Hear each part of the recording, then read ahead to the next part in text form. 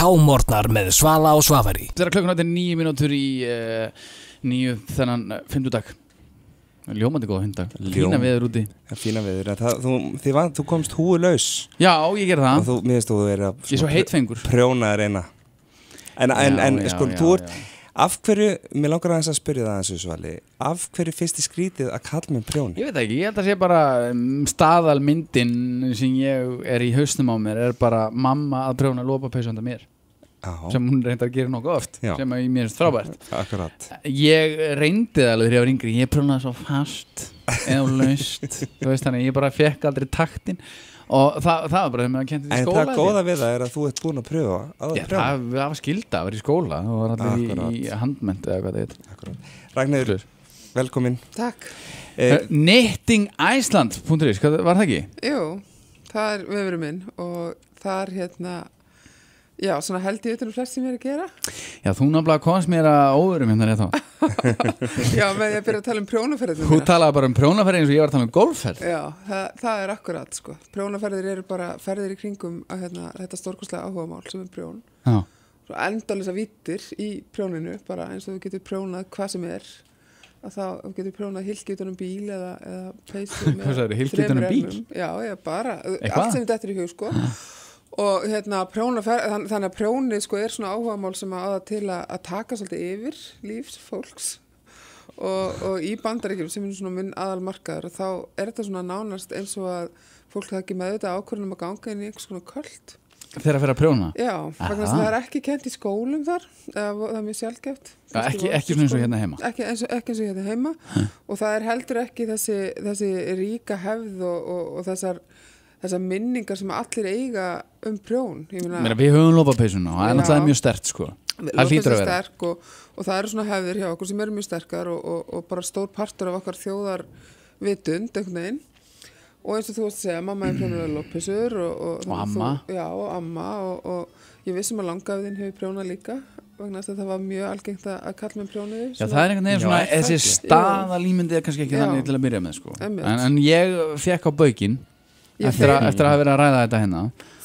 Þetta mun alveg verða eðlilegt aftur. Þetta er bara svona sveiflur eins og allt sveiflast, veit ég. Já. Akkurat. En mér fannst því eftir þessa svoköllugu kreppu sem skallaði okkur 2008 eitthvað slúið, þá fannst mér eins og allir væri byrjar að prjóna. Já. Þú veist, ég bara fólk sem ég vissi ekki að kynna prjóna, það allt innu bara satt á stofinu með prjóna í höndunum. Ef við spáið í það sko, þá er prjón og það að prjóna er algjörlega andstætt við það að dyrka peninga eða einhverja sjóði og hlaupa á eftir því sem að peningarnir geta gert eða ekki gert. Við erum, þetta er þú sko við ljós, við erum ekkert sérstakir sérfræðingar í fjármálum sko. Við erum ekki fjármála höfuðborg heimsins eins og til stóð. En erum við sérfræðingar í prjóni? Við erum nefnilega sérfræðingar í prjóni og við höfum verið það í dálítið mörg ár. Þannig að það er eitthvað sem við kunnum og höfum gert við. Sko, þú sagðir að þú er að fá fólkinga í bunkum til að prjóna. Já, það er rétt. Ég er með nokkra prjónaferðir á ári og það koma til mín prjónarar aðalega frá Bandaríkjunum og Kanada. Prjónarar? Ég segi aldrei prjónakonur. Það verður mikið í töðan. Þetta er alveg nýjir sem bara prjónarar. Skal segja bara hér eftir. Prjónarar. Þannig að, já, en ég fæ fólk frá Japan, Ástralíu og bara... Akkur hinga? Hvað finnst þeim svona...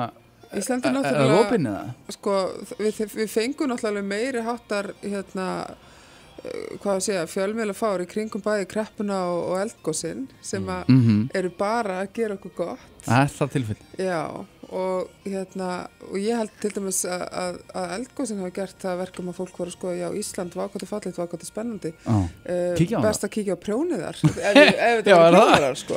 Og svo er ég líka mjög dugleg við að vera í Bandaríkjunum og taka þátt í ýmsu þar og það eru þetta líka svona ákveðin persónuleg markasetning bara sem að ég er með. Hvað ertu búin að taka á móti mörgum cirka svona? Ég veit ekki, kannski einhverstað á milli 150 og 200. Já, það. Og þetta er fólk sem að skilur eftir brjálaða peninga í landinu. Í hvað eru það þá? Öll til dæmis. Föt, hönnun. Ég legg mikla áherslu á að kynna fólk til dæmis vel fyrir miðborg Reykjavíkur, fyrir heimsókn til hönnuða og í gallerí og svona ýmsa staði sem það er í uppáhaldi á mér. Ég ræði öllu sko. Hvað upp á staðurinn? Ég fyrir til dæmis í Spark Design Space með fólk og ég fyrir til Írisar í Líber sem fatahönnuður. Ég kíkja eftir inn í Krón, svona til þess að hægt sé að velta sér upp úr skónum og lautanum.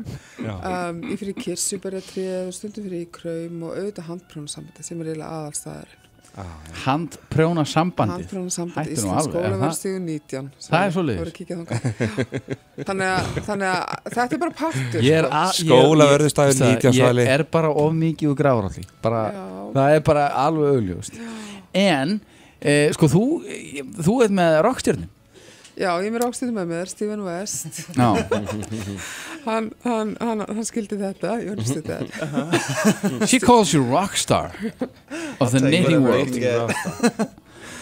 So how are you doing? Good, very good. Yeah, and you've been knitting your whole life, or? No, I've been knitting for about 7 years. I learned in high school. And I've just been nonstop knitting ever since and meeting awesome people along the way. That's kind of what brought me here, which is pretty crazy. All right. So you guys told me earlier that you were here partly because of Iceland Airways. Yeah. And doing some fun stuff. Yeah, it's my first time at Iceland Airwaves. This is my third time in Iceland. I came last year to teach on a knitting tour. We went to the West Fjords. And then this summer I came again to teach on another knitting tour. And it was in Reykjavik. And we took like yoga classes and ate delicious food and did disco dancing and knit like all week long.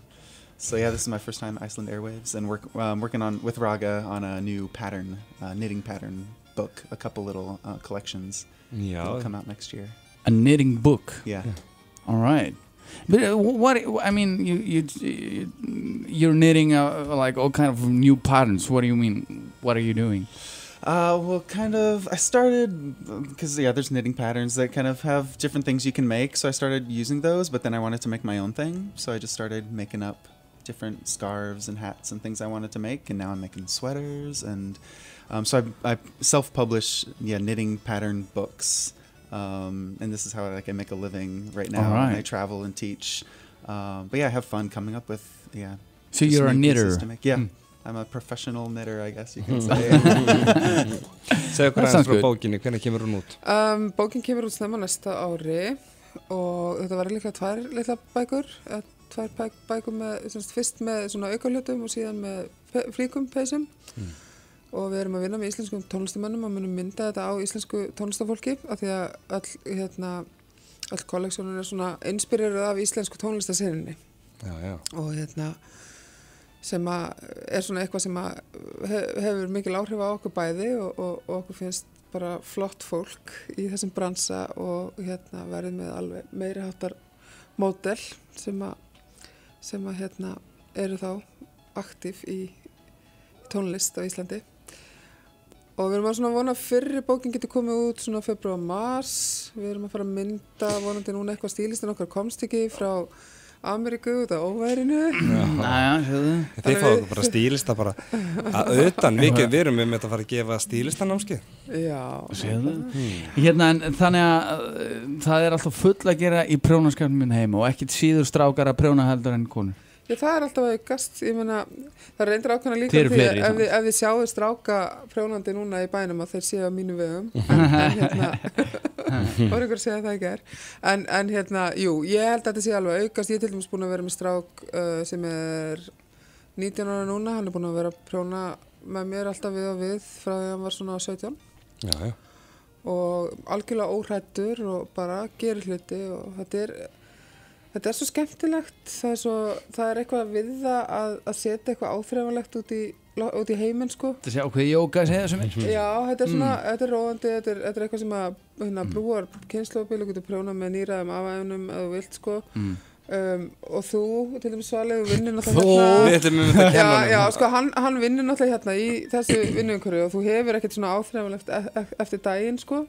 Og ég held að hafi allir þess að þörf vinna með þess að skapa eitthvað sem er hægt að koma við og jáfnvel nota geta notað er þetta alveg frábær bónus og þar kemur prjónum svo sterkt inn þetta er svo einfalt, þetta er bara 2 En ef maður er með eins og ég enga þolinmæði hún kemur maður þarf ekki svo miklu þolinmæði lykilatriðið er að byrja á einhverju að byrja á réttri tegundaverkefni ekki byrja á að prjóna peysu með svona rosalega fínu gatni á pínlitla prjóna peysu á stóran kall til dæmis frekar að gera eitthvað lítið úr grófu garni, já, til dæmis vettlinga eða húfu eða eitthvað svoleiðis og hafa aðstoð og þú hefur nú aldeilis aðstoð ljómandi Heyrðu, já, þetta vægtulega að tekið aðtilsvert svo ekki meira sem sagt Akkurat, og svo núna þegar þú setur lagið á þá byrjar þú að læra að prjóna og það verður tekið mynd af því og sett á Facebook Takk fyrir að koma og takk að það meira fyrir að reyna að fara að kenna mér hvað er þetta, slétt og brauð eða fellt og brauð hvað er þetta? Slétt og brauð